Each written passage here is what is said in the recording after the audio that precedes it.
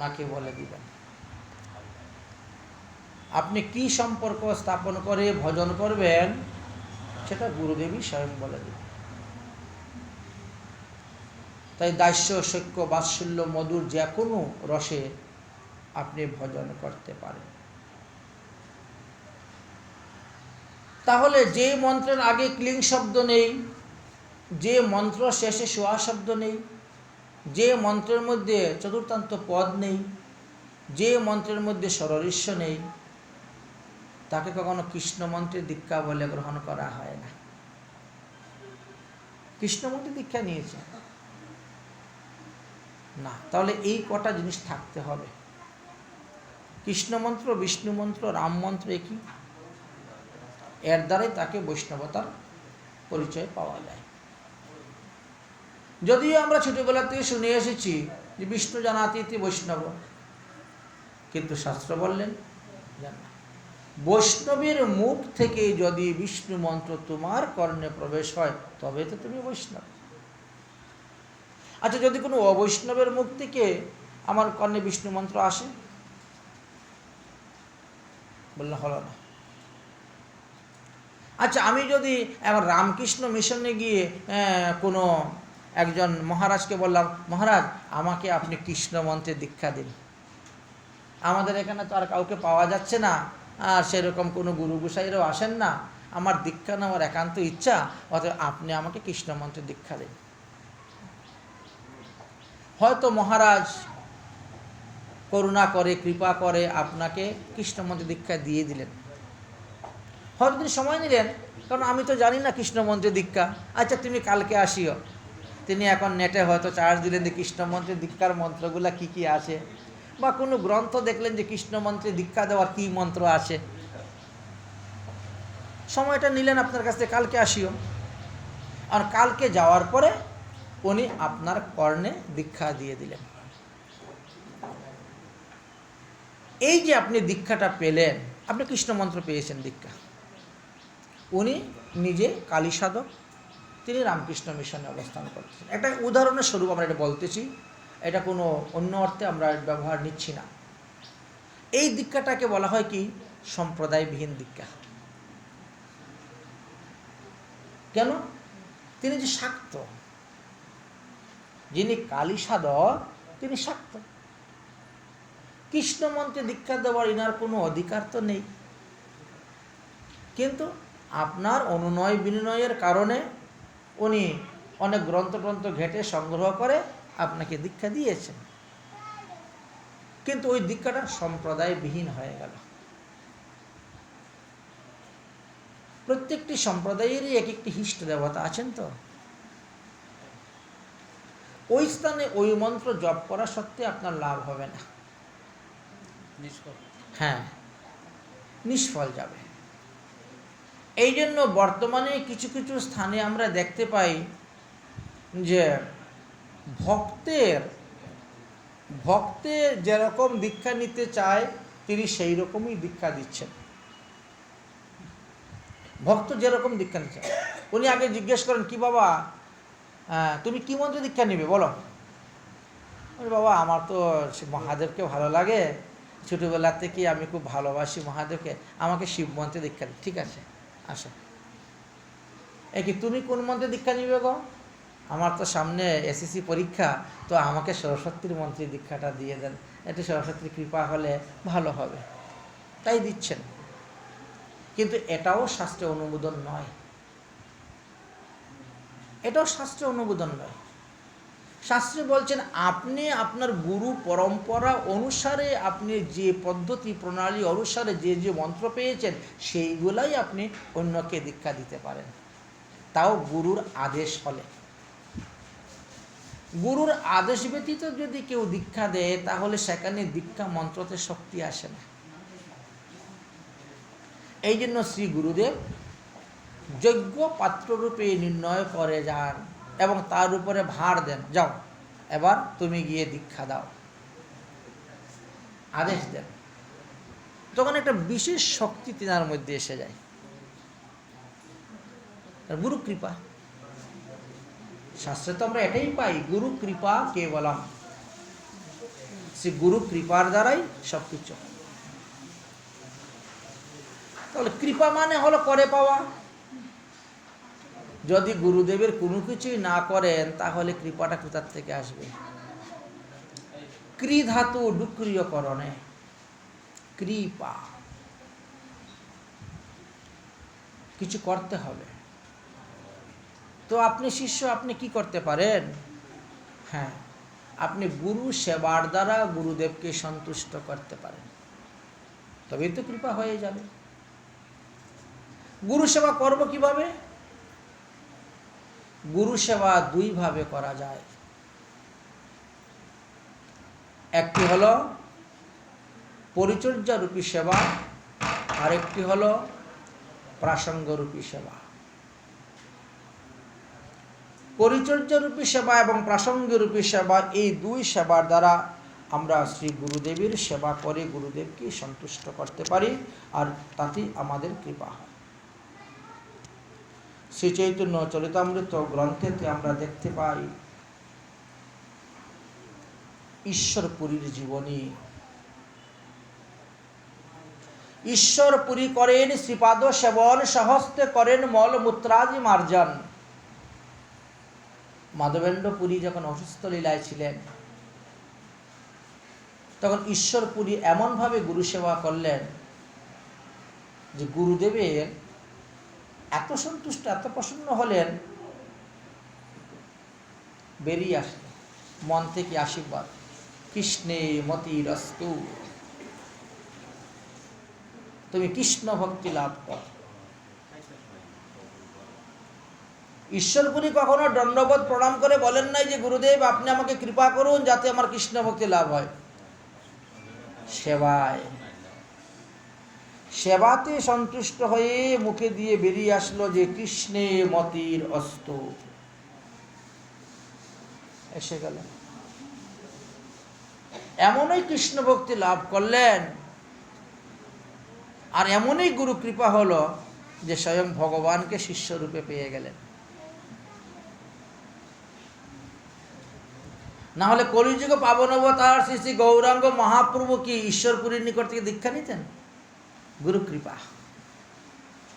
দেখেন গুরু কৃপা কাকে বলা হয়। তো মহাপ্রভু দীক্ষা নিয়েছেন, কৃষ্ণচন্দ্র দীক্ষা নিয়েছেন, রামচন্দ্র দীক্ষা নিয়েছেন। যুগে যুগে ভগবান আসছেন এবং আপনি আচরি ধর্ম জীবেকে শিক্ষা দিয়ে গেছেন। কিন্তু বর্তমান জগতে কিছু নতুন নতুন ভগবানের অবতারের কথা শোনা যায়, তাদের যে দীক্ষাগুরু কে সেটাও জানা যায় না।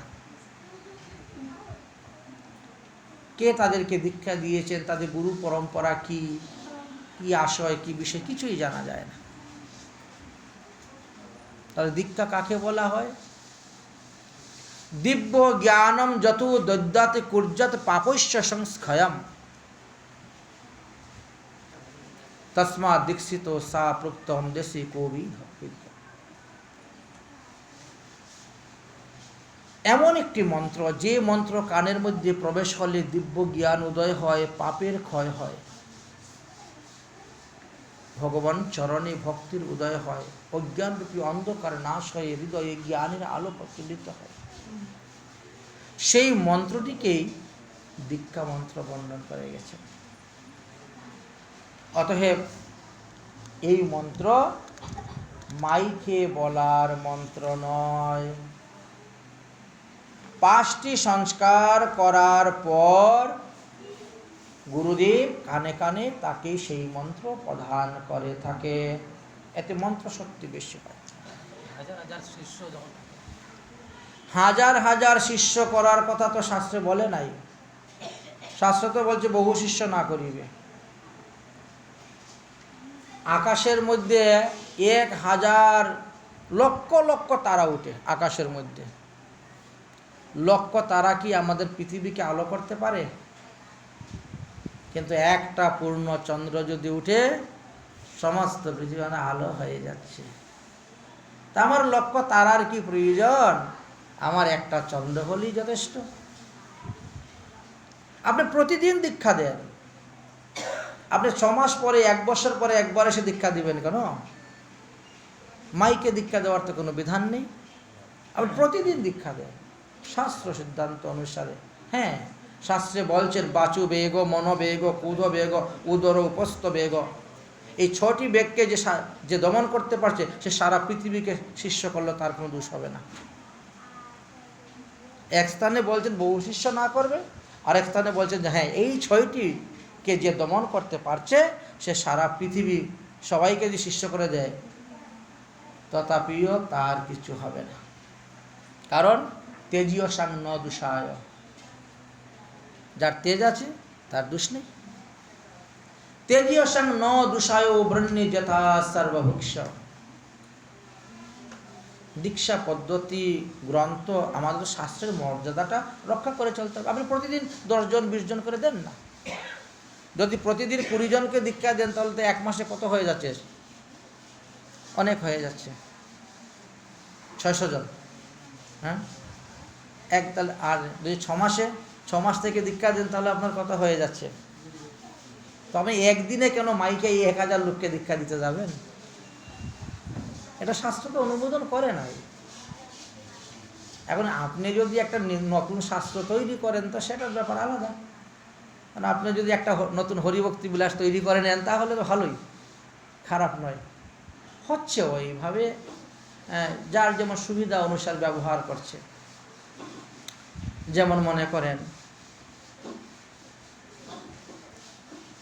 সেদিন দেখেছিলাম একটা জায়গাতে লেখা আছে যে এই যে দেবদেবীর পূজা হয় তো অনেকে মানসা টানসা করে, তো যে আমি মায়ের নামে পাঠা বলি দিব ইত্যাদি। তো তুমি এরকম করলে কেন গো? বলছে শাস্ত্রে লেখা আছে। লোকে বলে তো বেদে লেখা আছে। বেদে কি লেখা আছে? ছাগো আলবনম। আচ্ছা, ও ছাগো আলবনম লেখা আছে। আচ্ছা, ছাগো শব্দের অর্থ তো 6টা ঋতুও হয়।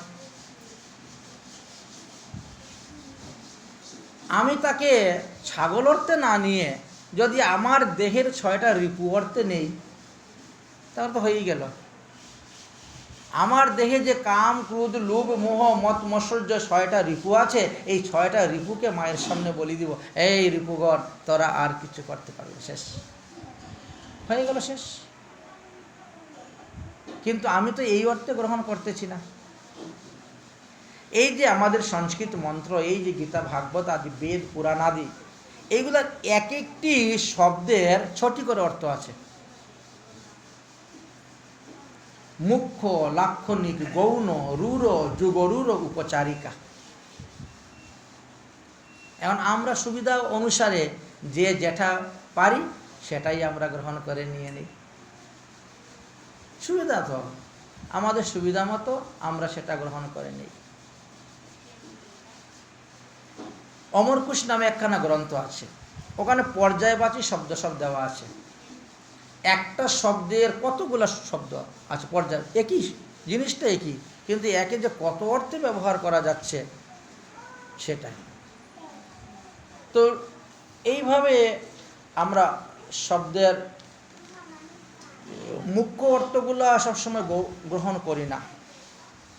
কখনো গৌণ অর্থ, কখনো লাক্ষণিক অর্থে, কখনো রূঢ় অর্থে, কখনো যুগরূঢ় অর্থে, কখনো উপচারিকা অর্থে আমরা গ্রহণ করি, করে আমরা সেটাকে নিজেদের সুবিধা মতো ব্যবহার করে থাকি, বলে থাকি, প্রয়োগ করে থাকি। তো যাই হোক, তাহলে আমরা দেখলাম যে আমরা যদি হরিনাম শ্রবণ করতে হয় তাহলে শুদ্ধ সদাচার সম্পূর্ণ বৈষ্ণবের মুখ থেকে শ্রবণ করাটাই আমাদের কর্তব্য। অবৈষ্ণবের মুখ থেকে হরিনাম শ্রবণ করে আমাদেরও কল্যাণ হবে না, আর তাদেরও কল্যাণ হচ্ছে না। তারপরে দেখলাম যে আমরা শিক্ষা গ্রহণ করার যে প্রয়োজনীয়তা, আবশ্যকতা, সেটাও আমরা বুঝতে পারলাম। তৃতীয়ত বললেন যে সদ্গুরুদেবের নিকটে দীক্ষা গ্রহণ করলে পরে ভগবত প্রাপ্তি হইবে,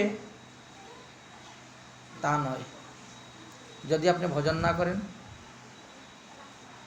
যে সদ্গুরুদেবের নিকটে দীক্ষা নিলেই আমি ভগবত প্রাপ্তি হয়ে যাব, বলছেন না, তা নয়। তার একটা দৃষ্টান্ত দিয়েছেন। দৃষ্টান্ত হলো গৌর কিশোর শিরোমণি নামে একজন ব্যক্তি বাংলাদেশ ফরিদপুরে বাস করতেন।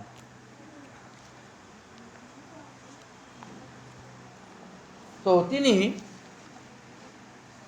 20 বৎসর বয়সে ফরিদপুরেরই এক গোসাইয়ের নিকট থেকে দীক্ষা গ্রহণ করেছেন।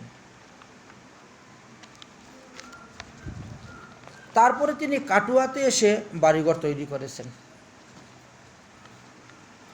এখন তিনার বংশের সবাই খুব বড় বড় পণ্ডিত, অথচ ইনি পণ্ডিততা অর্জন করেন নাই, ততটা লেখাপড়া করেন নাই। তো সকলেই তিনাকে নিয়ে খুব ঠাট্টা পরিহাস উপহাস করে, তুমি একজন পণ্ডিত বংশে জন্মগ্রহণ করলে আর তুমি বংশের কলঙ্ক করতেছ, লেখাপড়া না শিখে পাঠ কীর্তন করো না, এটা সেটা। তখন তিনি কি করলেন, সখীচরণ দাস বাবাজি মহারাজের সংস্কৃত স্কুলে গিয়ে ভর্তি হলেন। ভর্তি হয়ে তিনি সেখানে কিছুদিন লেখাপড়া করলেন, করে জ্ঞান লাভ করলেন এবং গ্রন্থাদি পাঠ শিখলেন। তারপরে বঙ্গদেশে সর্বত্র তিনি পাঠ করে ঘুরে বেড়াচ্ছেন। বিবাহ করলেন, কয়েকটি সন্তানাদিও তিনার উৎপন্ন হল। পুত্রকন্যাকে বিবাহ দিয়ে বৃদ্ধ বয়সে তিনি শ্রীধাম বৃন্দাবনে গিয়েছেন। বৃন্দাবন ধাম দর্শন করার জন্য নিয়ম সেবার 1 মাস তিনি বাস করবেন বৃন্দাবনে। সেই উদ্দেশ্য নিয়ে তিনি বৃন্দাবনে গিয়েছেন। একদিন তিনার কাছে একটি নিমন্ত্রণ পত্র এসে উপস্থিত হলো যে আগামী কৈল্য থেকে আমাদের আশ্রমে ভাগবত সপ্তাহ হবে। আজকে অধিবাসের দিন থেকে দধিরবান্ড ভাঙ্গা পর্যন্ত 11 দিন আপনাদের নিমন্ত্রণ, থাকা খাওয়ার ব্যবস্থা আছে সেখানে। আর না হলে বাড়ি থেকে আসা যাওয়া করতে পারবেন, তবে 3 বেলাই প্রসাদের ব্যবস্থা আছে। সকালে 6টা থেকে 12টা পর্যন্ত মূল পাঠ হবে, 12টা থেকে 3টা পর্যন্ত লীলা কীর্তন হবে। আবার ওই 3টা থেকে পণ্ডিত মশাই পাঠে বসবেন, রাত্রে 9টা পর্যন্ত ব্যাখ্যা হবে। তারপরে প্রসাদ প্রাপ্তি হবে, প্রত্যেকে নিজ নিজ গৃহে যাবেন। তো তিনি বললেন তো ভালোই হলো, আমিও তো নিজে একজন পাঠক, সর্বত্র পাঠ করি, দেখি বৃন্দাবনবাসীরা কেমন ভাগবত পাঠ করেন। বৃন্দাবনবাসীরা কেমন ভাগবত পাঠ করেন দেখি। এই জন্য তিনি একদম মুখ্য শ্রোতার রূপে একদম সামনে গিয়ে বসেছেন পাঠকের। তো পাঠক মশাই যখন ভাগবতের ব্যাসাসনে বসেছেন, বসে তিনি ভাগবত গ্রন্থের পুজো করেছেন। তারপরে তিনি মঙ্গলাচরণ আরম্ভ করেছেন। গ্রন্থের আরম্ভে করি মঙ্গলাচরণ, গুরু বৈষ্ণব ভগবান তিনের স্মরণ। তিনের স্মরণে হয় বিঘ্ন বিনাশন, অনাহাসে হয় নিজ বাঞ্ছিত পূরণ। তো মঙ্গলাচরণ করতে করতে তিনি গিয়ে এক জায়গায় কি করেছেন, অনর্পিত চরিঞ্চিরা করুণা অবতীর্ণ কলৌ বলে টান দিয়েছেন শ্লোকে। সঙ্গে সঙ্গে গৌরকিশোর শিরোমণি উঠে দাঁড়িয়ে গেছেন, বন্ধ করুন আপনার মঙ্গলাচরণ। কেন? আরে আপনি কি চৈতন্য চরিতামৃত পড়তে বসেছেন, গৌরলীলা করতে বসেছেন, না ভাগবত করতে বসেছেন? আমি তো ভাগবত করতে বসেছি। ভাগবত যদি করতে বসেন তাহলে অনর্পিত চরিঞ্চিরা শ্লোকটা ভাগবতের কোথায় পেলেন? ভাগবতে তো 18,000 শ্লোকের মধ্যে অনির্পিত চরিঞ্চিরা এইরকম কোনো শ্লোক তো নেই। কারণ আমিও পশ্চিমবঙ্গের একজন পাঠক, আমি পাঠ করে ঘুরে বেড়াই। হ্যাঁ, আমার চোখে তো কখনো পড়ে নাই। দেখি আপনি দেখান তো ভাগবতের কোথায় অনর্পিত চরিঞ্চিরা শ্লোকটি আছে। এখন পাঠক মশাই বলছেন, আপনি দেখতে পাচ্ছেন না তো আমি কি করব, কিন্তু আমি তো দেখতে পাচ্ছি। ভাগবতের প্রতিটা 2 লাইনের পরে যে ফাঁকা জায়গাটা আছে, এই ফাঁকা জায়গার মধ্যে অনর্পিত চরণচিরা শ্লোক লেখা আছে, আমি দেখতে পাচ্ছি। ইনি বলছেন সাদা জায়গা, এখানে কিছু লেখাই নাই, আমি দেখতে পাচ্ছি না, তো আপনি কেন বলছেন আমি দেখতে পাচ্ছি? আচ্ছা, আমার না হলে দেখতে না, আরও 2 জনকে আমি ডাকি। আসর থেকে 2 জনকে ডাকলেন। ওরা এসে বলছে না, আমিও দেখতে পাচ্ছি না। এখন গৌরকিশোর শিরোমণি বলছেন, আপনি ব্যাসাসনে বসে মিথ্যে কথা বলছেন, এখানে কোনো কিছু নাই, ফাঁকা জায়গার আপনি বলছেন যে আপনি অনর্পিত চরণচিরা শ্লোক দেখতে পাচ্ছেন, বড় আশ্চর্য। পাঠক মশাই বলছেন, আপনি কি দীক্ষা টিকা নিয়েছেন? হ্যাঁ, দীক্ষা শিক্ষা সব নেওয়া হয়ে গেছে আমার। দীক্ষা শিক্ষা নিয়েছেন, সাধন ভোজন করছেন, প্রসাদ পাচ্ছেন, অথচ আপনি ভাগবতে অনর্পিত চরণচিরা শ্লোকটা দেখতে পাচ্ছেন না, বড় আশ্চর্য কথা। যেমন বর্তমান জগতে কিছু লোক আছে না, বলে ভাগবতে কোথায় রাধা নাম লেখা নাই, ঠিক না? আছে, রাধা নামও ভাগবতে আছে, তবে সোজাসুজিভাবে নয়, তো একটু ঘুরিয়ে। রাধা শব্দের আগে যদি কেউ লাগিয়ে দিয়ে তাহলে কি হয়? আরাধ, না আছে একটা, তারপরে আসবে ব্যাখ্যাটা আরাধয়তি ইত্যাদি। প্রধান গুপ্ত অগ্নিপুরাণে গিয়ে তার ব্যাখ্যা দিয়েছেন, ভাগবতে তার ব্যাখ্যা এখানে দেন নাই। যাই হোক, তো তিনি বলছেন যে হ্যাঁ, আমি তো শিক্ষা দীক্ষা নিয়েছি, সদাচার পালন করতেছি, অথচ আমি দেখতে পারছি না, আপনি দেখতে পারছেন। বলছেন তাহলে আপনাকে আরেকবার দীক্ষা নিতে হবে। কি আশ্চর্য কথা! আরে দীক্ষা কবার হয়? দীক্ষা তো একবার আমার হয়েই গেছে, ফরিদপুরের মাখনলাল গোস্বামীর থেকে আমি দীক্ষা নিয়েছি। বলছেন মনে হয় ওটা ঠিক হয় নাই, হয়তো এই মন্ত্র শক্তিটা আপনার নষ্ট হয়ে গেছে, কারণ দীক্ষা মন্ত্র জুড়ে উচ্চারণ করতে নাই। হোক না আপনার 1000 শিষ্য, 1,00,000 লোককে একদিনে দীক্ষা দেন, তাতে কি হয়েছে? এই যে প্রশ্নটা এই জায়গাতেই, এই জন্য তুলেছি ঘটনাটা। দীক্ষা মন্ত্র জুড়ে উচ্চারণ করলে কি হয়? সেই মন্ত্রের শক্তি চলে যায়, নষ্ট হয়ে যায়, মন্ত্র শক্তি থাকে না। শুধু খালি গৌরকিশোর শিরোমণির জীবনীতে নয়, এইটা আমাদের গদাধর পণ্ডিতের জীবনীতে হয়েছে। শ্রী চৈতন্য চরিতামৃত গ্রন্থ দেখবেন, চৈতন্য ভাগবত দেখবেন, যখন গদাধর পণ্ডিত নীলাচলে ছিলেন, ক্ষেত্র সন্ন্যাসী হয়েছিলেন, টুটা গোপীনাথের সেবা করছেন, প্রতিদিন ভাগবত অধ্যয়ন করতেছে, পাঠ করতেছে, মহাপ্রভু তিনার মুখে ভাগবত কথা শ্রবণ করছেন। একদিন গদাধর পণ্ডিত বললেন, আগে যখন আমি গুরু মন্ত্র জপ করতাম, তখন মন্ত্রের হিষ্ট দেবতা আমার সম্মুখে এসে দাঁড়িয়ে যেতেন, কিন্তু এখন সেই মন্ত্র জপ করলে হিষ্ট দেবতা তো আমার সামনে এসে দাঁড়ান না। মহাপ্রভু বললেন, তাহলে নিশ্চয়ই তুমি কোনোদিন মন্ত্রটা জুড়ে জুড়ে জপ করেছ, যার ফলে তোমার মন্ত্র শক্তি নষ্ট হয়ে গেছে, অন্য কেউ শুনে ফেলেছে। মন্ত্র জুড়ে উচ্চারণ করা যাবে না, অন্য কেউ শুনে ফেলেছে। দীক্ষা মন্ত্র চারটিখানি কথা নয়। তাহলে কি করা যাবে? হ্যাঁ প্রভু, তাহলে আপনি আমাকে আবার দীক্ষা দিয়ে দেন। এবার মহাপ্রভুর কাছে কান নিচ্ছেন, প্রভু আপনি আমাকে আবার দীক্ষা দেন। মহাপ্রভু যেন হবে না, হবে না। কারণ হলো তুমি সদ্গুরুদেবের চরণাশ্রয় করে দীক্ষা নিয়েছ, এই জন্য তোমাকে পুনরায় দীক্ষা দেওয়া যাবে না। তাহলে কি হবে উপায়? তোমার গুরুদেব আসবেন। তোমার গুরুদেব যদি অপ্রকট হয়ে যেতেন, আমি তোমাকে আবার দীক্ষা দিয়ে দিতাম। কিন্তু তোমার গুরুদেব যেহেতু এখনো প্রকট লীলায় আছেন, জীবিত আছেন, এবং সম্প্রদায়ের অন্তর্ভুক্ত সদ্গুরুর কাছ থেকে দীক্ষা নিয়েছ, এই জন্য তোমাকে দ্বিতীয়বার দীক্ষা দেওয়া যাবে না। কিছুদিন অপেক্ষা করো, পুণ্ডরিক বিদ্যানিধি ইতিমধ্যেই নীলাচলে আসবেন। পুণ্ডরিক বিদ্যানিধি পুনরায় নীলাচলে আসলেন। গদাধর পণ্ডিত বললেন, মহাপ্রভু বললেন, গদাধর পণ্ডিতকে আবার সেই মন্ত্র প্রদান করলেন, দীক্ষা দিলেন। তাই আমরার মধ্যে যারা আছেন বিষ্ণু মন্ত্রে দীক্ষা গ্রহণ করে এখনো মৎস্য মাংসাদি সেবন করে যাচ্ছেন, দীক্ষা তো নিয়েছেন বিষ্ণু মন্ত্রে, কিন্তু মাছ মাংসাদি এখনো খেয়ে যাচ্ছেন, সেই মন্ত্রগুলো ঠিকমতো জপ করছেন না।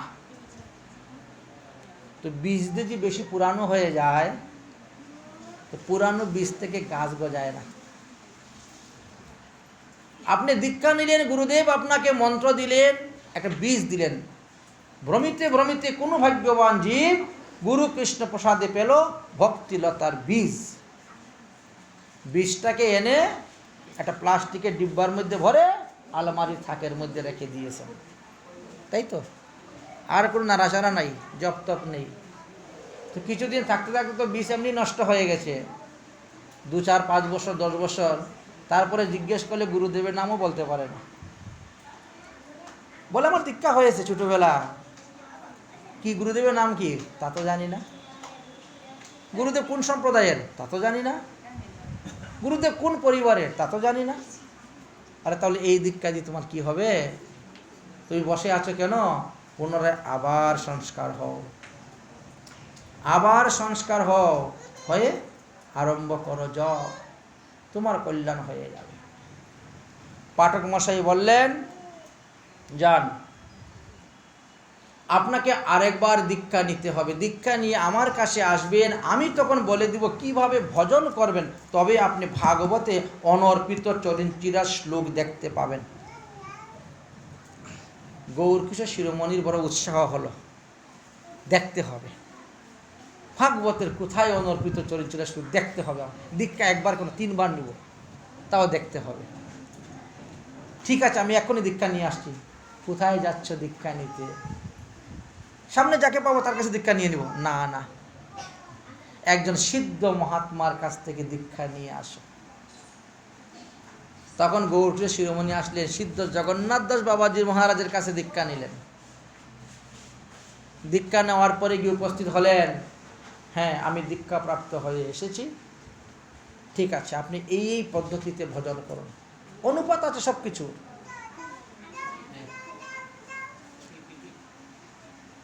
অনুপাত অনুসারে ভজন করতে হবে। এই অনুপাত অনুসারে আপনি ভজন করুন। 7 দিন পরে আমার কাছে আসবেন। আপনাকে যদি আমি ভাগবতে অনর্পিত চরিঞ্চিরা শ্লোক দেখাতে না পারি, তাহলে আমি আর কোনোদিন ব্যাস আসনে বসবো না, আর ভাগবত পাঠ করবো না। দুজনেরই জিদ এমন। যাই হোক, ভজন করলেন, 7 দিন পার হলো। 8ম দিবসে যখন এসে উপস্থিত হলেন, ভাগবত খুললেন, দেখেন তো এইবার গৌরকিশোর শিরোমণি প্রত্যেকটি ফাঁকা জায়গার মধ্যে দেখতে পাচ্ছেন অনর্পিত চরিঞ্চিরা শ্লোক লেখা। তাহলে দীক্ষা মন্ত্র কি মাইকে দেওয়ার জিনিস? না। আরো একটি প্রমাণ, শ্রীধাম বৃন্দাবনে 4 জন সিদ্ধ বাবা আছেন। তার মধ্যে সূর্যকুণ্ড নামে একটি জায়গা আছে, সেখানে মধুসূদন দাস সিদ্ধ বাবা ছিলেন। মধুসূদন দাস সিদ্ধ বাবা, যেটার থেকে 3 কুড়ি বাবার পরম্পরা আসছে, বা এই যে মুরারি বাবার পরম্পরা এসেছে, তাদেরই সেখানে আশ্রম মন্দির সূর্যকুণ্ডে, যেটা দাপর লীলায় শ্রীমতী রাধারানী ওই কুণ্ডে গিয়ে স্নান করতেন, সমস্ত অলঙ্কার আদি রাখতেন। সেই মধুসূদন দাস সিদ্ধ বাবা উৎকল দেশে জন্মগ্রহণ করেছিলেন। তিনার বাবা যখন মারা গেলেন, মা তখন সতী হলেন। তখন সতীদাহ প্রথা ছিল। তো মা এক এক ছেলেকে এক এক রকম আশীর্বাদ দিলেন। ছোট ছেলেকে বললেন, যা তুই বৃন্দাবনে গিয়ে ভজন কর। চিন্তা করতে পারছি। কিন্তু ভাইয়েরা ধরে ওনাকে বিবাহ করাইল। ইনার ইচ্ছা নেই। কাল রাত্রির দিনে উঠে যে পালিয়েছিলেন ওই বৃন্দাবনে চলে এসেছেন। ভয় যদি লোক এসে দেখতে পায়, চিনতে পায়, ধরে নিয়ে চলে যাবে। এই জন্য তিনি জঙ্গলে থাকতেন। রাতের অন্ধকারে মাদুকরি করার জন্য বেরোতেন, গ্রামে আসতেন, ব্রজমাইয়াদের কাছে রুটি ভিক্ষা করতেন, আবার চলে যেতেন, ওই জঙ্গলে গিয়ে সারা দিন ভোজন করতেন। এইভাবে 5-6 মাস, 1 বছর চলে গেছে। দাড়ি মুছ উঠে একবারে দরবেশ বেশ হয়ে গেছেন। এখন দেখলে সহজে কেউ চিনতে পারবে না।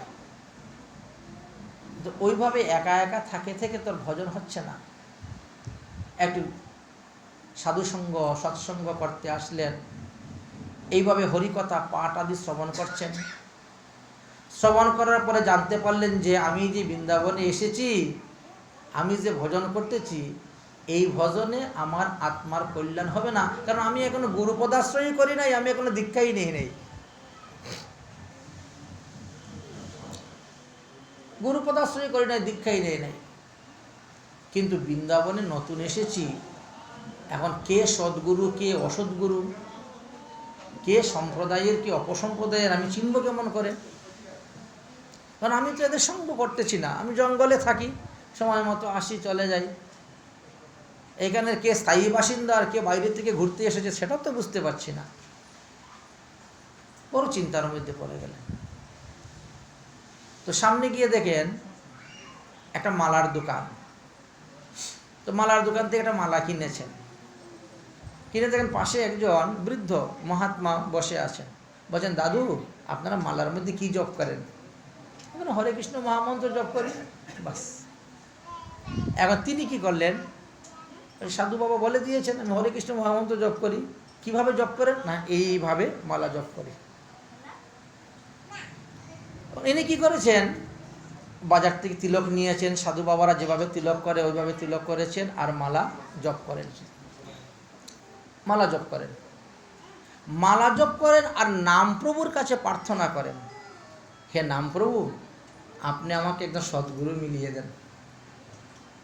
আমি তো এখানে কে সৎ কে অসৎ জানি না, কে সম্প্রদায় কে অপসম্প্রদায় জানি না, নতুন এসেছি।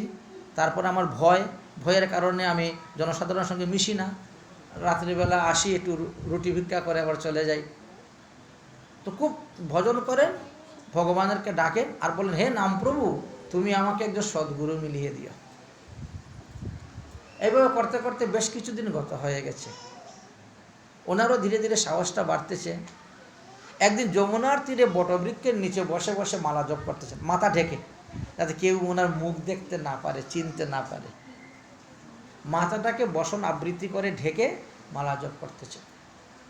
এমন সময় লম্বা চূড়া একজন মহাত্মা এসে উপস্থিত। এই বালক, উঠো, যাও যমুনায় স্নান করে এসো, আমি তোমাকে এখন দীক্ষা দিব। আরে আশ্চর্য কথা তো, আমি যে অদীক্ষিত, এই কথা তো আমি বৃন্দাবনে কাউকে কোনোদিন বলি নাই। আর একজন দীক্ষিত মানুষের যা আমার মধ্যেও তা, আমি তিলক করি, হাতেও মালাজুল্লাহ আছে, সব কিছুই আছে, তাহলে নিশ্চয়ই ইনি সদ্গুরু। হয়তো নামপ্রভু কৃপা করে আমার কাছে পাঠিয়েছেন। এর সঙ্গে সঙ্গে মালা ঝুলা রেখে গিয়ে যমুনায় ডুব দিয়ে চলে এসেছেন স্নান করে। বাবাজি মহারাজ ঝুলা থেকে নতুন মালা বের করে তার কণ্ঠে পরিয়ে দিয়েছেন। নিয়ম এটাই, গুরুদেব স্বহস্তে শিষ্যের গলায় মালা পরিয়ে দিবেন, গুরুদেব স্বহস্তে শিষ্যের কপালে তিলক দিয়ে দিবেন, এটাই নিয়ম। মালা পরিয়ে দিলেন, তিলক পরিয়ে দিলেন। দীক্ষা হয় দক্ষিণ কর্ণে, বাম কর্ণে দীক্ষা মন্ত্র হয় না। মাইকে বললে তো দুও কানেই ঢুকতেছে। বলে না না, তাহলে এই এক কান বন্ধ করে রেখে দাও রে, আমি মাইকে বলতেছি, এক কানে শুনবে। হয় না, সিদ্ধান্ত বিরোধ কথা, বন্ধ করলে হয় না, সিদ্ধান্ত বিরোধ। গুরুদেব নিজেই আপনার বাম কর্ণকে বন্ধ করে দিয়ে ডাইন কর্ণে দীক্ষা দিবেন, এরকম করে আঙুল দিয়ে দিবেন, দিয়ে তারপরে আপনাকে দীক্ষা দিবেন। দীক্ষা মন্ত্র দিয়েছেন। দীক্ষা মন্ত্র পাওয়ার সঙ্গে সঙ্গে তিনার শরীরের মধ্যে অসাত্বিক বিকার এসে গেল, এত শক্তি মন্ত্রের। আনন্দে আত্মহারা হয়ে উঠে তিনি নৃত্য করতে শুরু করেছেন, হরি গুণগান করে নৃত্য করতে শুরু করেছেন। গুরুদেব তো চলে গেছেন। কতক্ষণ নৃত্য করতে করতে, কীর্তন করতে করতে অষ্টসাত্ত্বিক বিকার তো মাটিতে পড়ে গেছেন, আর নিজেকে স্থির রাখতে পারলেন। ধুলায় গড়াগড়ি যমুনার তীরে তো। যখন কিছুক্ষণ পরে তিনি স্থির ধীর হলেন, সে জ্ঞানটা ফিরে পেলেন, তখন দেখেন গুরুদেব নাই। আরে গুরু দক্ষিণা দেওয়া হলো না, দীক্ষা তো পেলাম, দীক্ষা মন্ত্র নিলাম, গুরু দক্ষিণা তো দেওয়া হলো না, গুরুদেবের আশ্রম কোথায় সেটাও তো জিজ্ঞেস করা হলো না, গুরুদেব কোন সম্প্রদায়ের সেটাও জানতে পারলাম না, গুরুদেব কোন পরিবারের সেটাও জানতে পারলাম না। এখন কি হবে গতি? যা, তাহলে কালকে হয়তো গুরুদেব আসবেন, উনি হয়তো এই রাস্তা দিয়ে এই সময় আসেন মনে হয়, তাহলে দেখা হয়ে যাবে। সান্ত্বনা দিয়ে বসে গেলেন। 1 মাস 2 মাস গত হয়ে যাচ্ছে, আর কোনো গুরুদেবের খবরই নেই। এদিকে এখন প্রতিদিন সাধুমুখে হরিকথা শ্রবণ করেন কেশিঘাটে গিয়ে, সাধুমুখে হরিকথা শ্রবণ করতেছেন। আমাদের ভজনটা 2 প্রকার হয়, একটা হলো বিধিমার্গের ভজন আর একটা হলো রাগ মার্গের ভজন। বিধি ভক্তি আর রাগ ভক্তি। বিধিমার্গে ভজন করলে পার্শ্বদ দেখে আপনি বৈকুণ্ঠে যাবেন, আর রাগমার্গে ভজন করলে ব্রজেন্দ্র নন্দন শ্রীকৃষ্ণকে পাবেন। তিনি চিন্তা করলেন, তাহলে তো রাগমার্গে ভজনটাই শ্রেষ্ঠ, শ্রীকৃষ্ণকে পাওয়া যাবে, শ্রীকৃষ্ণকে পেলে তো আর কিছু পাওয়ার বাকি থাকে না। আর নারায়ণ তো শ্রীকৃষ্ণের বিলাস মূর্তি, বৈকুণ্ঠ। পাঠ শেষ হওয়ার পরে তিনি পাঠক মশাইকে গিয়ে বলছেন, মহারাজ আপনি যে আজকে পাঠ করেছেন না, পুরো অপূর্ব পাঠ করেছেন, তো আপনি কি কৃপা করে আমাকে একটু রাগমার্গের ভজন শিখাবেন? হ্যাঁ শিখাবো। তাহলে আমি কালকেই আসবো আপনার কাছ থেকে রাগমার্গের ভজন শেখার জন্য। কখন আসবো বলেন? বাবা কালকে সকালবেলা আসবে, তবে আসার আগে তোমার গুরু পরম্পরার সমস্ত কাগজগুলো নিয়ে আসবে, ওটা দেখেই আমি তোমাকে রাগমার্গের শিক্ষা দিব, তো না হলে শিক্ষা দেওয়া যায় না। ইনি বলেন, আমার তো কোনো কাগজপত্র নাই। বলেন তাহলে আপনি কার কাছ থেকে দীক্ষা নিয়েছেন? তা তো গুরুদেবের নাম তো বলতে পারবো না। আশ্চর্য কথা, দীক্ষা নিয়েছেন অথচ গুরুদেবের নামও আপনি জানেন না, বলতে পারেন না। কোন সম্প্রদায়ের তাও জানি না, কোন পরিবারের তাও জানি না। হবে না, আপনার রাগমার্গে ভজন হবে না, ওই লাফালাফি ফালাফালি করুন, হবে না। আশ্চর্য কথা, আমার মা মারা যাওয়ার সময় বললেন, বৃন্দাবনে যা, গিয়ে রাধা গোবিন্দের ভজন কর। আমি আসলাম, আর এখন বলছেন আপনি হবে না। বলে, বাবা ওটা নিতে গেলে গুরু পরম্পরা থাকতে হয়। যাদের গুরু পরম্পরা নাই তারা রাগানুগা ভজনের অধিকার লাভ করতে পারে নাই, ওখানে প্রবেশ করতে পারবে না, ওখানে ভজনের তাদের অধিকার নাই। তারা মঞ্জুরি শুল্ক পাবে কোথা থেকে? আচ্ছা, তখন তিনি কেঁদে ফেলছেন, মধুসূদন বাবা কেঁদে ফেলতেছেন। দেখো তুমি কেঁদো না। আচ্ছা তোমার গুরুদেবের একটু আকৃতি প্রকৃতিটা বলো তো কীরকম, দেখি চিনতে পারি কি না। আমার গুরুদেব খুব লম্বা চূড়া, দেখতে শ্যামবর্ণ, মোটা মোটা মালা গলার মধ্যে আছে, মুখটা একদম গুলগাল, সব বলছে। না, এরকম কোনো বৈষ্ণব তো কখনো আমার সঙ্গে সাক্ষাৎ হয় নাই, আমার সঙ্গে তো সাক্ষাৎ হয় নাই, আমি বলতে পারছি না। অনেক জায়গায় তো পাঠ করি তো, কিন্তু এরকম দেখা হয়নি। আচ্ছা তোমাকে একটা বুদ্ধি দিতে পারি আমি। এই যে রাগানুগা ভজন, এই যে গুপি আনুগত্য স্বীকার করে যে ভজন, এই ভজন পদ্ধতিটা কৃষ্ণদাস সিদ্ধ বাবা লিখেছেন। ইনি মানসিক গঙ্গার পারে থাকেন।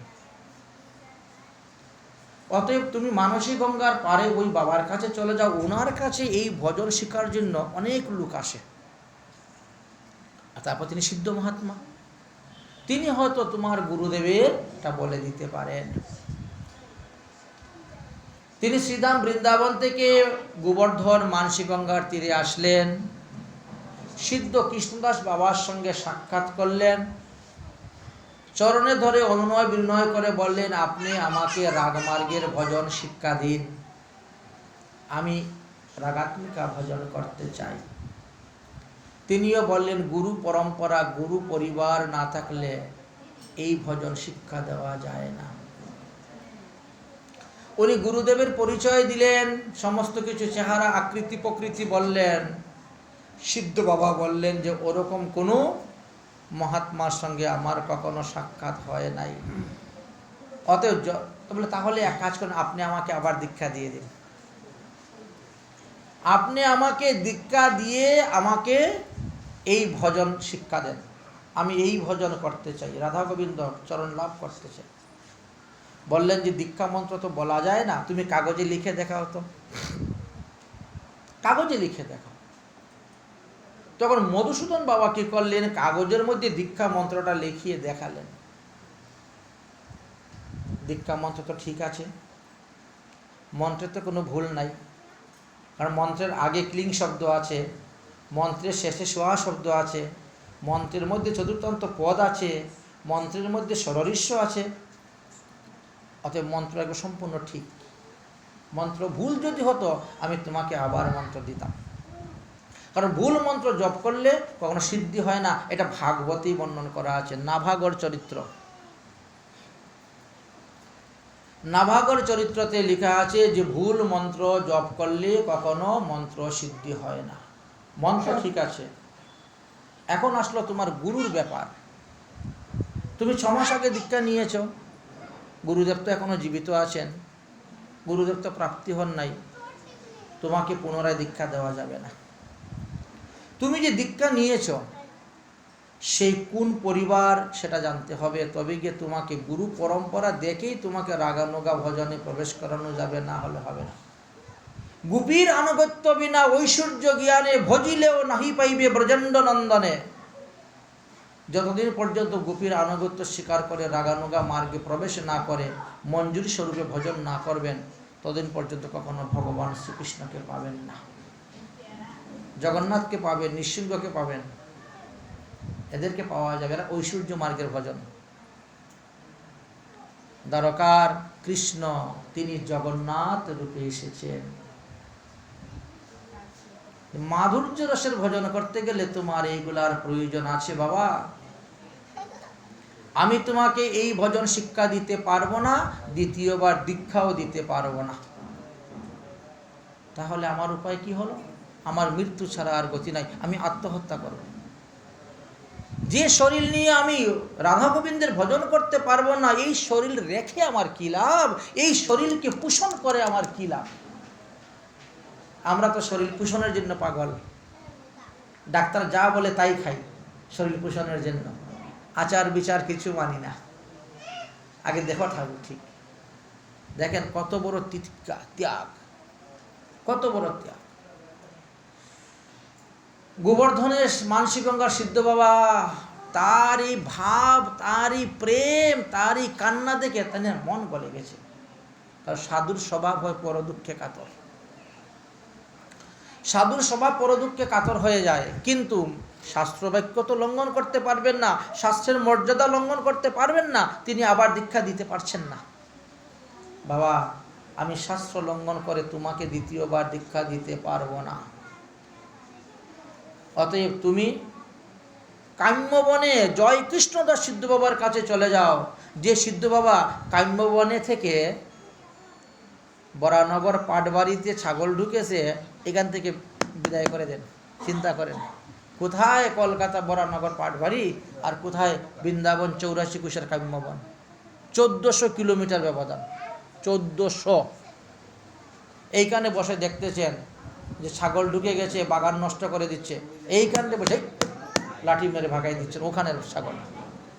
চিন্তা করতে পারছেন কিভাবে ভজনে সিদ্ধি লাভ করেছেন? অতএব তিনার কাছে গেলে নিশ্চয়ই তোমার গুরুদেবের পেয়ে যাবে। অতএব সেই সিদ্ধ বাবার কাছে তুমি যাও। গিয়ে উপস্থিত হয়েছেন কাম্যবনে সিদ্ধ বাবার কাছে। চরণে পরে অনুনয় বিনয় করে বললেন, তিনিও বললেন যে এই রকম কোনো সিদ্ধ মহাত্মা মহাপুরুষের সঙ্গে আমার সাক্ষাৎ হয় নাই। তুমি তোমার গুরুদেবের যে আকৃতি প্রকৃতি স্বরূপ বলতেছ, হয় নাই। তাহলে আমার গতি কি হবে? হরিনাম করে যাও, হরিনাম করে যাও, যে দীক্ষা মন্ত্র আছে সেটা জপ করে যাও, কিন্তু তোমাকে রাগানুগা ভজন শিক্ষা দেওয়া যাবে না। মনের মধ্যে এমন ত্যাগ তিতিক্ষা আসলো, তিনি গিরিরাজ গোবর্ধন থেকে মস্ত বড় একটি গিরিরাজ খণ্ড, গিরিরাজ সাক্ষাৎ ভগবান, গিরিরাজ খণ্ড, গিরিরাজ শিলা মাথায় করে নিয়ে রাধাকুণ্ডের তীরে গিয়ে উপস্থিত হয়েছেন। আজকে রাধাকুণ্ডের জলে ঝাঁপ দিয়ে এই শরীর ত্যাগ করব। যে শরীর দিয়ে ভগবানের ভজন করতে পারবো না, এই শরীর রেখে কি হবে? তো রাধাকুণ্ডে সাধুরা পরিক্রমা করছেন, কখন তিনি ঝাঁপ দিবেন? দেখতে দেখতে রাত্রে 10টা, 11টা, 12টা, 1টা বেজে গেছে, আর কেউ পরিক্রমা করছে না, সবাই এখন নিজ নিজ কুটিরে শুয়ে পড়ছে। নিজের বহির্বাস দিয়ে গিরিরাজকে বেঁধেছেন, বেঁধে গলার মধ্যে বেঁধেছেন গিরিরাজ কাপড়। হে রাধারানী, আমি তোমার ভজন করার জন্য এসেছিলাম, আমার গুরু পরম্পরা নাই, গুরু পরিবারের আমি জানি না, গুরু নাম জানি না বলে কোনো সিদ্ধ মহাত্মা কেউ আমাকে ভজন শিক্ষা দিচ্ছে না, আর ভজনবিহীন দেহকে পোষণ করতে আমি চাই না। হে রাধারানী, তুমি তো কুণ্ড রূপে বিরাজ করতেছ রাধাকুণ্ডে, অতএব তোমার এই পুণ্যেতে আমি প্রাণ বিসর্জন করতেছি, যাতে পরজন্মে ব্রজেতে জন্মগ্রহণ করে তোমার ভজন করে সিদ্ধি লাভ করতে পারে।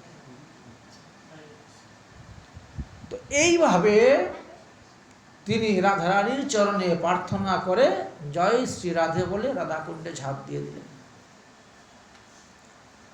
শ্রীমতী রাধারানী তখন অভিসারে যাচ্ছেন, সখীদেরকে নিয়ে নিধুবনে যাবেন, রাসলীলা, নিত্য রাস হয়তো বৃন্দাবনে। এখন পর্যন্ত নিধুবনে রাত্রিবেলা কোনো পশু পাখি বানর থাকে না, এমন স্থান। রাধারানী সেখানে আসার পরে, রাধাকুণ্ডের তীরে আসার পরে বলছেন, দেখ ললিতা, আমার এক ভক্ত আমার ভজন করতে পারছে না বলে সে আত্মহত্যা করতে বসেছে, যাও শীঘ্রই তাকে এখনই জল থেকে উঠাও। ললিতা সখী ঝাঁপ দিয়ে নামলেন, গিরিরাজ পাথরটা গলার থেকে খুলে দিলেন, গিরিরাজ পাথর রাধাকুণ্ডের নিচে রয়ে গেলেন, আর ওই সাধু বাবাকে হাত দিয়ে ধরে জলের উপরে তুলে নিলেন, পাথরের উপর শুইয়ে দিয়েছেন তীরেতে। ততক্ষণে তো বাবাজি মহারাজ জল খেয়ে অজ্ঞান, পেট ফুলে গেছে, অজ্ঞান হয়ে গেছে, তিনি কিছুই জানতে পারেন না। রাধারানী বললেন যে বাস্তবে তার গুরু পরম্পরা আছে রে, তার গুরু পরম্পরা আছে, কিন্তু সে দীক্ষা পেয়ে এত বেহুশ হয়ে গেছিল যে সেইগুলা সে সংগ্রহ করার আর সুযোগ পায় নাই। আর সাধু মহাত্মারা কেউ মর্যাদা লঙ্ঘন করে দীক্ষা দিতে চাচ্ছেন না, যাও তালপাতা নিয়ে আসো। তালপাতা আনা হলো। রাধারানী বলছেন, ললিতা সখী লিখছেন, নিত্যানন্দ প্রভু, মা জাহ্নবী ঠাকুরানী, গঙ্গা মাতা গোস্বামিনী, এই আরম্ভ হয়ে গেল গুরু পরম্পরা। যিনি তিনাকে দীক্ষা দিয়েছিলেন তিনি গঙ্গা মাতা গোস্বামিনীর পরিবার, নিত্যানন্দ পরিবারের, বুঝলেন? দীক্ষার পরম্পরা হাতের মধ্যে দিয়ে তালপাতা, রাধারানী ললিতা সখী চলে গেছেন। সকালবেলা রুদ্র উঠেছে, সূর্যের তাপ গায়ের মধ্যে লেগেছে, একটু জ্ঞান ফিরেছে। আরে আমি না কালকে মরার জন্য গিরিরাজ খণ্ড গলার মধ্যে বেঁধে কুণ্ডে ঝাঁপ দিয়েছিলাম, সেখান থেকে আমাকে তুললো কে? হাতের মধ্যে এটা কি দেখেন, লেখা আছে গুরু পরম্পরা, সিদ্ধ পরম্পরা লেখা আছে, গুরু পরম্পরা, সিদ্ধ পরম্পরা, সিদ্ধ প্রণালী, গুরু প্রণালী। স্বর্ণাক্ষরে লেখা, এত সুন্দর হাতের লেখা ললিতা সখীর তাল পাতার মধ্যে। খুব আনন্দ হলেন, প্রসন্ন হলেন, ছুটে চলে গেলেন মানসী গঙ্গার কৃষ্ণদাস সিদ্ধ বাবার কাছে।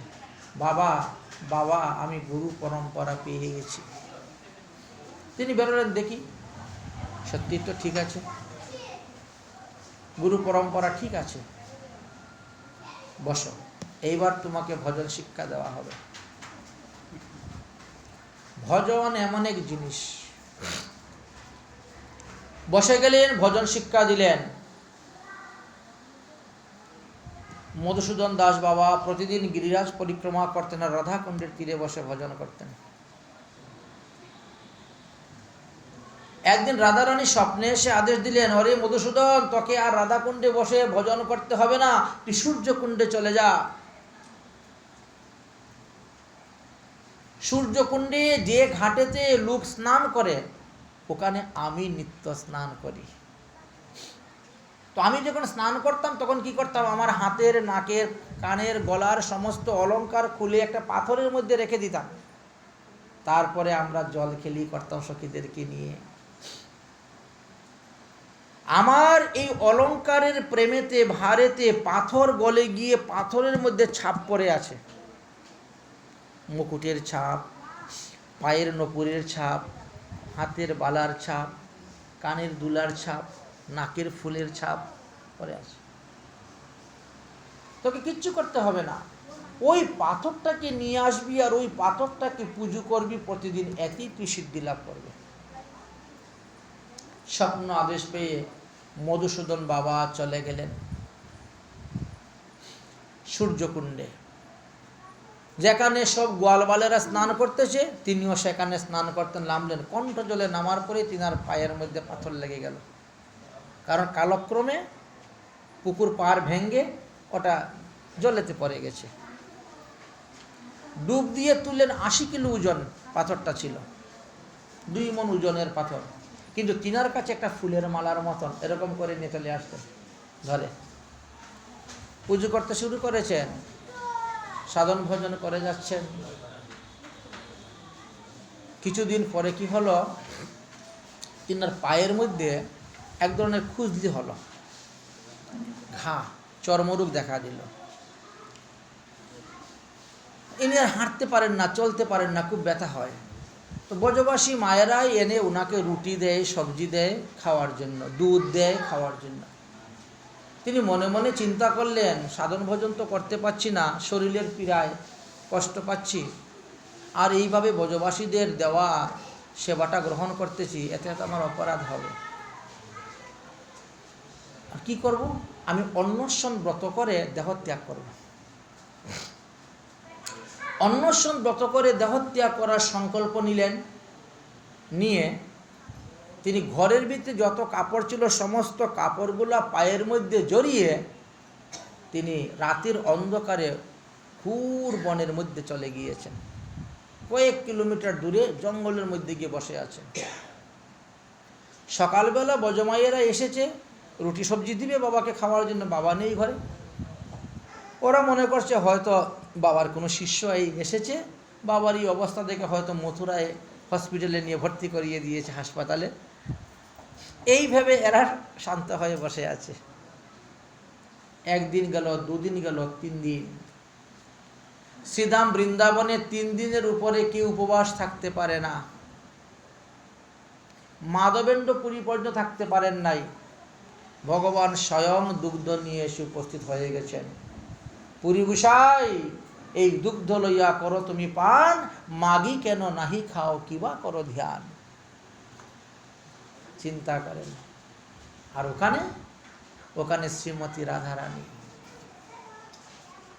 শ্রীমতী রাধারানী রুটি, সবজি, দুধ নিয়ে ছোট্ট বালিকার বেশ ধারণ করে গিয়ে উপস্থিত হয়েছেন। বাবা রুটি খালে? বাবা বলছেন, এই তুই কেমন করে জানলি আমি এখানে এসেছি? রাধারানী বড় মিষ্টি মিষ্টি বলে বলছেন, আমাদের একটা গরুর বাছুর হারিয়ে গিয়েছিল, তো আমার মা গরুর বাছুর খুঁজতে বেরিয়েছিলেন, খুঁজতে খুঁজতে ওইখানে আসার পরে তোমাকে দেখে গিয়েছেন।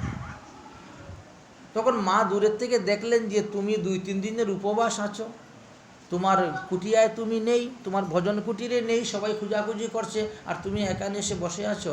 এই জন্য মা কী করলেন, ওই রুটি সবজি দুধ করে আমাকে দিয়ে চুপি চুপি পাঠিয়ে দিয়েছেন, অতএব তুমি খেয়ে নাও। বাবা না, আমি नहीं खाऊंगी। अरे बाबा खा ले, बाबा खा ले। না আমি খাবো না। হ্যাঁ, রাধারানী খুব অনুনয় বিনয় করে বলছেন, বাবা তুমি এটা খাও, খেলে পরে দেখবে তোমার রোগ সেরে যাবে। সিদ্ধ বাবা কি বলছেন, রাধারানীর সঙ্গে শর্ত করছেন, শর্ত। দুবারা কবি মত আনা। বাবা এরকম দেখেন রাধারানীর সঙ্গে, ঠিক আছে তুমি রুটি নিয়ে আসছো, আমি খেয়ে এখন খাবো, কিন্তু দ্বিতীয়বার আর কোনো দিন আমার কাছে রুটি সবজি নিয়ে আসবে না, কারণ আমি অন্নশন ব্রতের সংকল্প করেছি, আমি না খেয়ে এই প্রাণ বিসর্জন করব। এই জন্য, এবং আমি যে এইখানে আছি এই কথাও তুমি কাউকে বলতে পারবে না। এই দুটো শর্ত যদি তুমি মানো, তাহলে তোমার আনা প্রসাদ আমি গ্রহণ করব। রাধারানী দুটা শর্ত মানলেন। সিদ্ধ বাবাকে বললেন যে তুমি প্রসাদটা খাও, আমি একটু পরে এসে বাসন নিয়ে যাব। এই তো রাধারানী চলে গেলেন। সিদ্ধ বাবা প্রসাদ খেয়ে কি করবেন, চলতে তো পারছেন না, হাঁটুগলা দিয়ে দিয়ে আসছেন, ওই মাটি দিয়ে, ব্রজের রস তো শুদ্ধ, মাটি দিয়ে বাসনটাকে ভালো করে মেজে ঘেষে রেখে দিয়েছেন, যে বালিকাটা আসলে পরে বাসনটা দিয়ে দিন। আর তো বালিকা আসে না। একটু পরে দেখেন পায়ের সব কাপড়গুলো ঢিলা হয়ে গেছে, টাইট করে বেঁধেছিলেন, ঢিলা হয়ে গেছে। কাপড়গুলো খোলার পরে দেখেন যে সম্পূর্ণ পা ভালো, একটু ফুট খাজলি যে হয়েছে, কোনো দাগ নেই, কোনো চিহ্ন নেই, কোনো ব্যথা নেই, জ্বালা যন্ত্রণা নেই, কিছু নেই। বড় আশ্চর্য হয়ে গেলেন, এ কি চমৎকার! এই প্রসাদ গ্রহণ করার পর আমার সমস্ত রোগ ভালো হয়ে গেল। উঠে দাঁড়িয়ে গেলেন, বাস ভালো, হাঁটতে পারছেন, কোনো ব্যথা নেই। মনের মধ্যে সন্দেহ আসলো, তাহলে সেই বালিকাটার বাড়িতে যাব তো, এ কী প্রসাদ আমারে খাওয়াইল। তিনি মনে মনে অনুমান করেছিলেন যে এটা ওই বাড়ির মেয়ে হবে। সোজা গিয়ে ওই বাড়িতে উপস্থিত হয়ে গেছেন। তো ব্রজেতে মেয়েদেরকে লালি বলে। সিদ্ধ বাবা কি উপস্থিত হয়ে গেল, আরে মাইয়া তোমারা লালি কাহা হয়? বলছে, কেন বাবা কি হয়েছে? আমার মেয়ে কি তোমার সঙ্গে কোনো দুষ্টুমি করেছে? আরে না, বলো তোমার মেয়ে কোথায়? বলে, আমার মেয়ে তো শ্বশুরাল চলে গেছে। বৃন্দাবনে ছোটো ছোটো মেয়েদের বিবাহ হয়ে যায়, 12 বছর, 13 বছর, 10 বছর, 8 বছর এরকম বিয়ে হয়ে যায়, এখনও সেই প্রথা আছে। তো মেয়ে তো শ্বশুর বাড়ি চলে গেছে। সিদ্ধ বাবা তখন চিন্তা করলেন, সর্বনাশ, তাহলে কি হলো, কে হলো? রাত্রিবেলা রাধারানী স্বপ্নে দেখালেন যে আমি সেই বালিকার বেশ ধরে গিয়ে তোমাকে সেবা করিয়ে এসেছি, কারণ আমার ব্রজে নিয়ম আছে 3 দিনের উপরে কেউ উপবাস থাকতে পারবে না। এখন দেখেন গুরু পরম্পরার কতটা প্রয়োজন, গুরু প্রণালী থাকার কতটা প্রয়োজন, সদ্গুরু চরণাশ্রয় গ্রহণ করার কতটা প্রয়োজন আছে আমাদের। এই সমস্ত সিদ্ধ মহাত্মাদের জীবনী দ্বারা প্রমাণিত হয়ে আছে যে গুরু করো জেনে, গুরুকরণ যখন করতে যাবেন একটু জেনে শুনে করুন, এতে আপনার কল্যাণ হবে, আপনার আত্মার ঊর্ধ্বগতি হবে, আপনি উত্তম গতি লাভ করতে পারবেন। শ্রীমদ্ ভাগবত মহাপুরাণে এই বিষয়ে বর্ণনা করেছেন যে ভুল মন্ত্র যদি আমরা জপ করি তাহলে কখনো আমাদের মন্ত্র সিদ্ধি হবে না, এবং তার প্রমাণস্বরূপ দেখিয়ে গেছেন। প্রমাণটা কোথায় দিয়েছিলেন? ভাগবতের 6ষ্ঠ অধ্যায় 9ম স্কন্ধের 11 নম্বর শ্লোকে একটা প্রমাণ আছে।